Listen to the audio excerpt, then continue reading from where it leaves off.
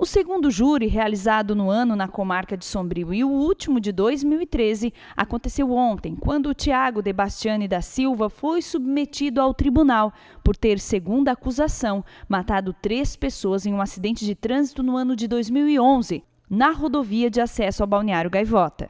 A promotora de justiça Camila Pavani foi a responsável pela acusação e alegou no plenário que as provas mostram que, além de embriagado em alta velocidade, Tiago não possuía habilitação e o veículo estava com os pneus carecas, o que caracteriza o chamado pelo direito de dolo eventual, que é assumir o risco de produzir o resultado. No caso, as 3 mortes e uma lesão gravíssima, no momento em que deu carona para as vítimas na condição que estava.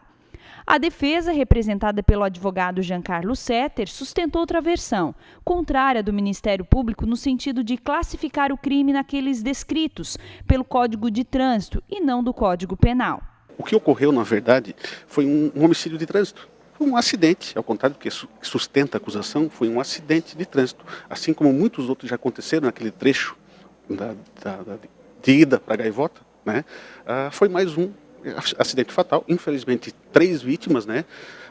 Mas não há, na visão da defesa e na prova constante dos autos, nenhum elemento que venha configurar esse dolo eventual sustentado pela acusação. Absolutamente, tão somente homicídio de trânsito, homicídio culposo de trânsito. Compuseram o júri 5 mulheres e 2 homens que representaram a sociedade local. O juiz Marciano Donato presidiu a sessão e explicou como nesses casos são elaborados os quesitos ou perguntas para que os jurados decidam sobre a absolvição ou condenação e ainda sobre a desclassificação para o crime do Código de Trânsito. Em acidentes de trânsito, a grande discussão fica em torno do dolo ou não do acusado, se ele agiu de forma dolosa ou culposa. Exatamente essa é a distinção que faz com que o processo venha para júri ou não. Por isso que pode ocorrer uma desclassificação.